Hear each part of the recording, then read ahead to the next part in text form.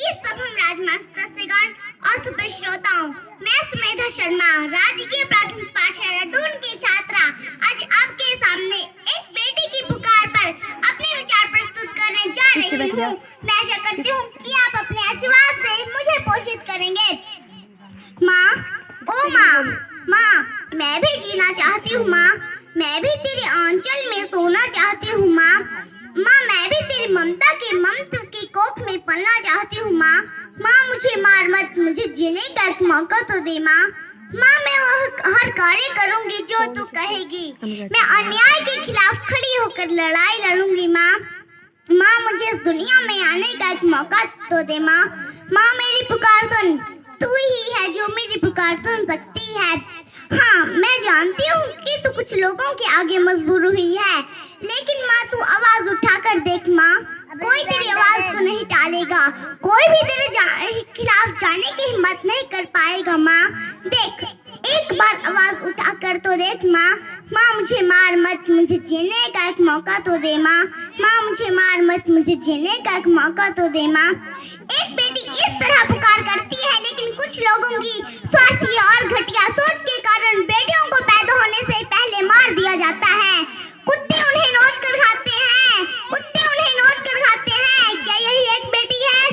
जब आप कहते हैं हमारे घर में बहू आएगी, जब बेटियों को पैदा ही नहीं होने देते, तो कौन सी बहू लेकर आओगे आप एक बेटी को सिर्फ स्कूली शिक्षा तक सीमित रखते हो, क्यों? कहीं और की नहीं, हर गांव की एक बेटी का उदाहरण है जिसने 10th में टॉप किया और उसके भविष्य और उसके जीवन का इस तरह बिना सोचे समझे कत्ल कर दिया गया।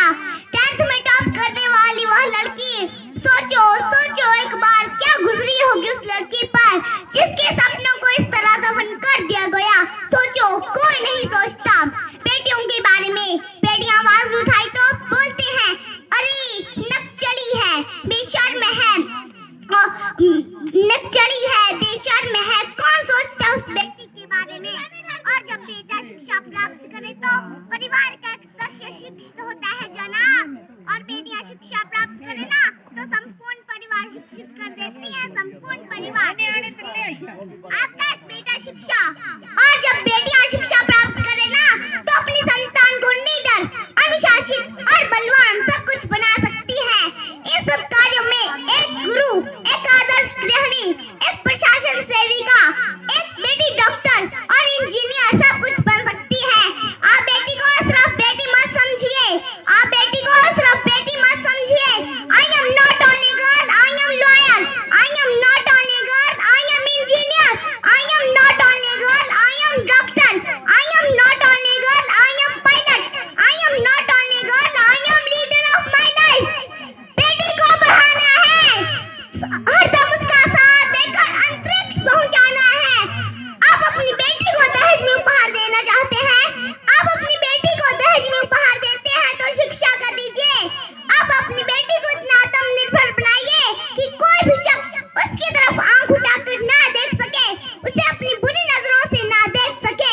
आपकी बेटी को वो अपनी बुरी नजरों से ना देख सके। आप अपनी बेटी को इतना बलवान, आत्मनिर्भर और शिक्षित बनाइए कि ना कि दहेज। बेटी भार नहीं है आधार, जीवन है उसका अधिकार, शिक्षा है उसका हथियार। बढ़ाओ कदम करो स्वीकार, बढ़ाओ कदम करो स्वीकार।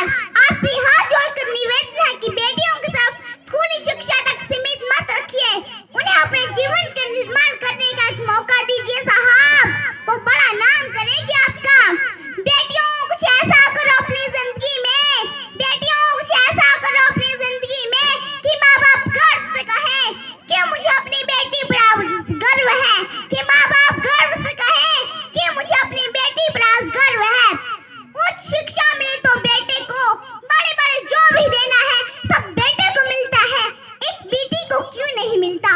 लोग कहते हैं कि बेटियां बोझ है, कभी पिता के लिए तो कभी भाई के लिए, कभी पति के लिए। हमेशा बेटी को ही बोझ समझा जाता है, कभी उसे माँ बनना तो कभी पत्नी बनना, कभी बेटी बनना, ऐसे बंधन में कैद कर दिया जाता है।